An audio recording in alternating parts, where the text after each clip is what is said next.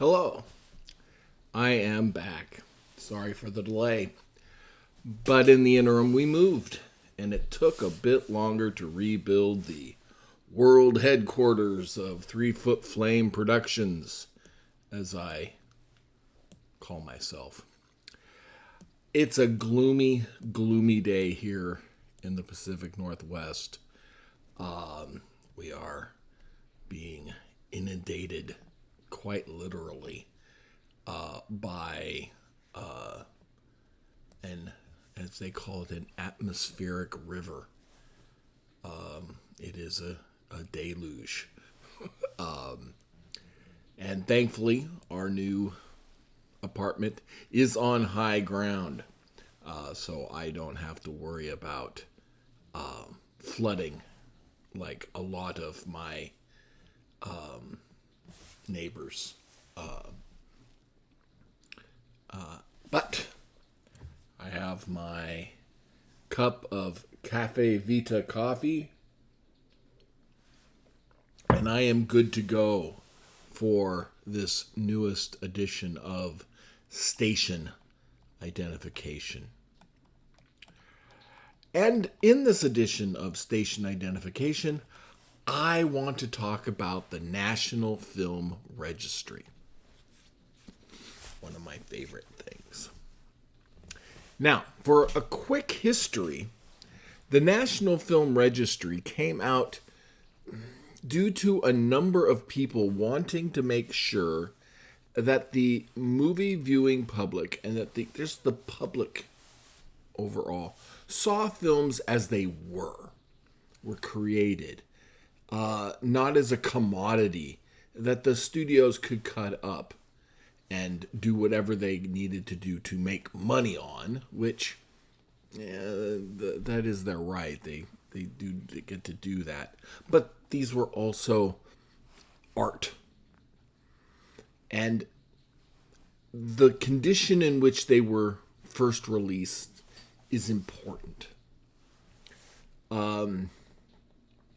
Part of this is due to the efforts of Ted Turner. Now, I talk about Ted Turner in a previous one about cable TV. But in the early 1980s, he buys the film library of MGM. And he does so because he needs content for his cable channels. And he does a lot of good with this purchase. He starts Turner Classic Movies because he loves classic movies. And he puts them out there. And it is a beloved entity to this day. However, he also, though, proceeds to colorize old black and white films to, quote unquote, modernize them. And, well, film purists have a problem with that. These films were made in black and white. And if the filmmaker had access to color film and chose not to use it, well, that's a choice. That was that filmmaker's right as, the lead artist on this thing. Now, a lot of those choices were made because the studio was like, color film's too expensive. Various reasons. But then the choices on how things looked were made according to, well, this is a black and white film. One of the weirdest things I ever learned was that, because they knew it was black and white film, they didn't care what color things were on a set. It just mattered how it looked in black and white. And an example of this is one of the most garish things I've ever seen was a picture of the set to the old Addams Family show. Now, of course, the Addams Family filmed in black and white, But the set was pink or various shades of red and such because they knew how those shades looked when shot on black and white. So, colorizing that, how would you do it? That couch or whatever, we don't know what they would have actually colored that couch or the costumes people would wear. They were shooting for what looked good on black and white. And so these bring up a lot of points.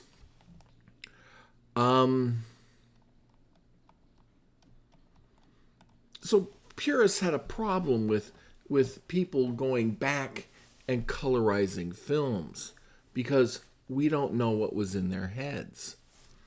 There's another thing, that the realization that a good number of films had been lost due to the volatile nature of early film stock. It was flammable. It deteriorated. Now, and though filmmaking had its roots in various places around the world, the French notably being one of the early pioneering countries regarding filmmaking, the American public embraces cinema, embraces motion pictures throughout the 20th century. And as a culture, we were at risk of losing large chunks of it unless efforts were made to preserve what we had.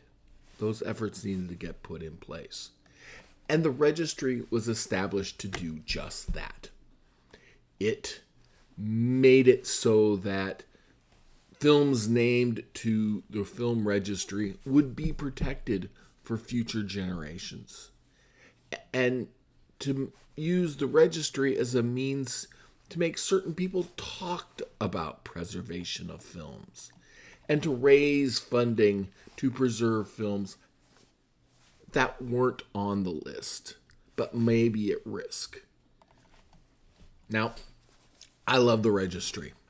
I'm not quite sure when I first learned of it, but I really got into delving deep into it when I took over media circulation at my library. Once I determined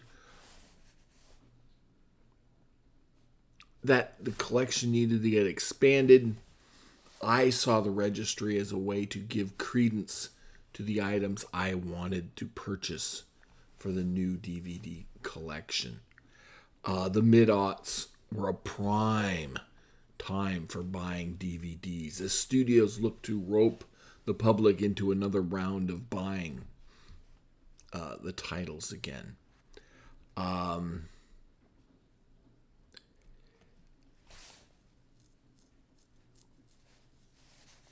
And so I put forth that if it was important that the Library of Congress preserves the film, it must be a worthwhile film for our patrons. And that logic worked. And so we bought quite a number of films that were on the registry. Now, as of the first week of 2025, there are exactly 900 films on the registry. 2/3 of these are what can be called narrative features. The general public would call them movies. It's the standard feature film that we all know. The other third is made up of documentaries that could be either feature length or a short. It could be short films, could be experimental films, could be home films, could be what they call industrial films, films made to teach workers how to use certain machinery. There's even a music video which would be Michael Jackson's Thriller. And that's roughly the pattern now. 2/3 feature, 1/3 non. Though as recently as 2022, nearly half of the titles named that year were non-narrative features. 25 films are put on the list every year, and it's been going on for 36 years. Now, the first year is interesting, and it only has one non-narrative feature in that first year, which is Nanook of the North, which in the years since we have found there were a lot of staged scenes in what it was supposed to be a documentary of the Inuit people.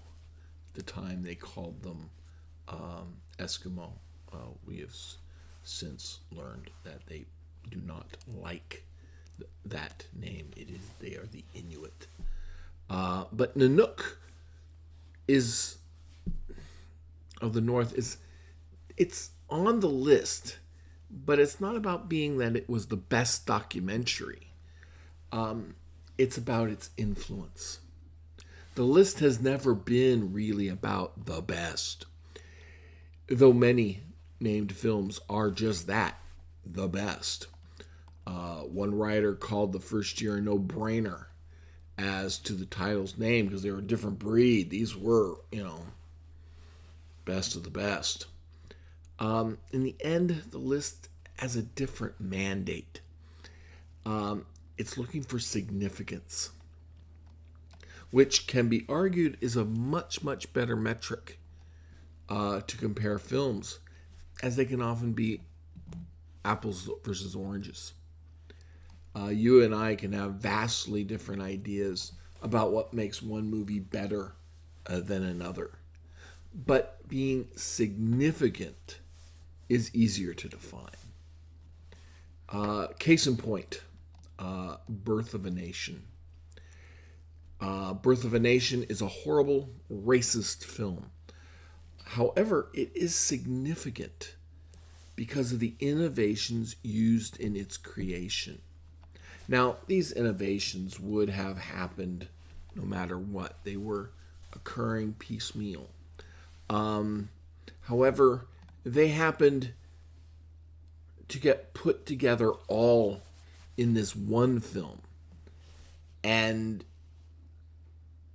much like how films look different after Citizen Kane, films look different after Birth of a Nation. Does that mean Birth of a Nation is a great film like Citizen Kane is a great film? No, it's not. Griffith's Intolerance is a much, much better film and has been named to the registry in the actual first year of the registry's existence, the same year Citizen Kane was named. But Birth of a Nation has significance and needs to be studied due to that significance. So it gets on the list. And that kind of illustrates everything. So on a registry of films that are culturally, historically, or aesthetically significant, the first batch has to set the bar high. Must, as the youth say, get the assignment. It's 1989, and you're looking at roughly 100 years of filmmaking, give or take. And on average, Hollywood cranked out hundreds of films a year. So the number of films they were trying to cut to 25 was in the thousands. Now, the initial group, the public, and yes, the public has been part of the process from the beginning, and individuals are still able to nominate up to 50 films per year for inclusion. The public cut down that huge number to nearly 1,000. So they did a lot of the heavy lifting. And then, with the assistance of the National Film Preservation Board, the Library of Congress came up with the first group, the inaugural class. Now, with so many films over that time period to choose from, I find it interesting that 3 years had more than one representative on the list. And 1 year had 3 films on the list. The year 1939. It's often called the greatest year ever in regard to filmmaking. And backing that up is another year with multiple entries, is 1941. And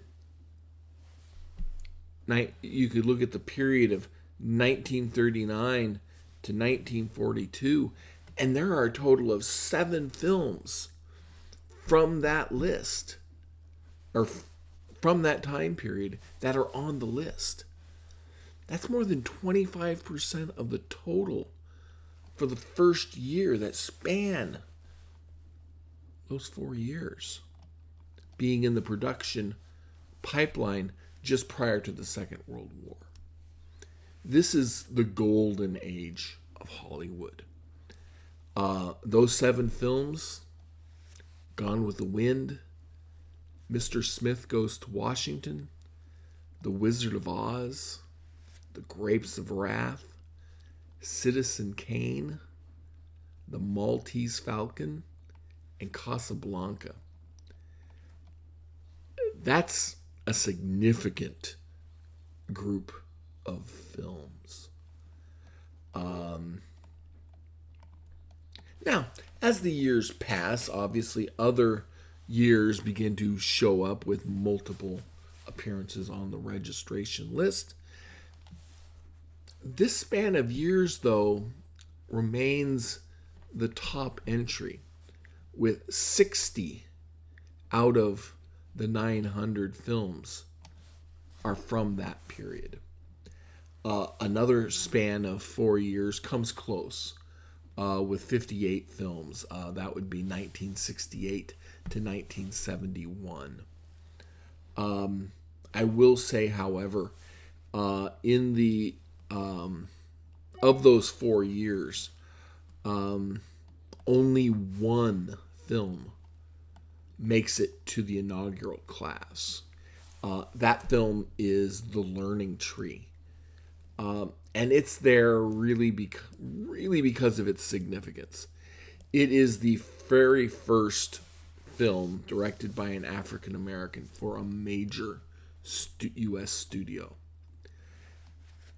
And that filmmaker was the legendary Gordon Parks. And nothing wrong with that film. It is a well-remembered film. But without Parks' direction, it wouldn't be on the list. It would be on the list of, the really, really good.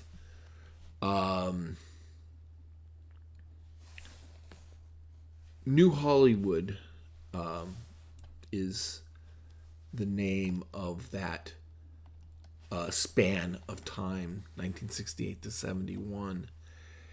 And it doesn't show up as a place of interest even after the first 5 years of films named to the list. But it will slowly gain traction, putting a great number of films on the list, especially after the turn of the century, which reflects a changing of the guard as time moves forward. Side note, 1939's most recently named film is Only Angels Have Wings, a Howard Hawks film starring Cary Grant, which gets put on the National Film Registry in 2017. As I said, 1968 to 71 is a time period known as New Hollywood. And the years heading into the 70s are productive as well. the earlier golden age is interrupted by World War II, which would then lead, would take some time to ramp back up. And after the war, things begin to change in Hollywood. That would lead eventually to the dismantling of the studio system that created that golden age. That dismantling, however, would lead to the new Hollywood golden age. Now, there are other outstanding eras that can also be known as, quote unquote, a golden age. There is one in the silent era, and one that happens roughly in the mid-50s, but not nearly as high a spike as the Golden Age and the New Hollywood Age. And no real spikes after the New Hollywood Age. So I'm waiting to see when the next big spike will happen. Because it took some time for the New Hollywood spike to show up. It may take some time for the next spike to show up. Films have to be out for 10 years before being named to the list. And a number have made the list in their first year of eligibility. And as I said, the list is coming out soon. But I don't think anything in 2015 will make the list. Nothing rises to instant registry listing. At least nothing in the list of narrative features I looked over. Which, many apologies to the fans of Hot Tub Time Machine 2. It ain't making the list. And a new batch is going to be coming. It could show up tomorrow. I'm recording this on December 16th. The list last year was announced on the 17th. Could be the 17th or 18th. So it could be coming quite soon. And I can't wait. It's one of my high points in the holiday season. And I hope this video leads you to take a look at the registry.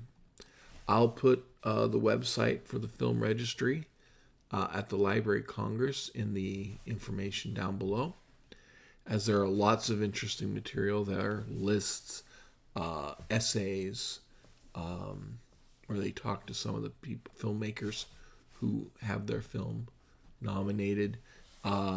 Be sure to nominate a significant film that you like if you see that it is not on the list. I try to always remember to do so just after each year gets named. And I will see you again for another station identification.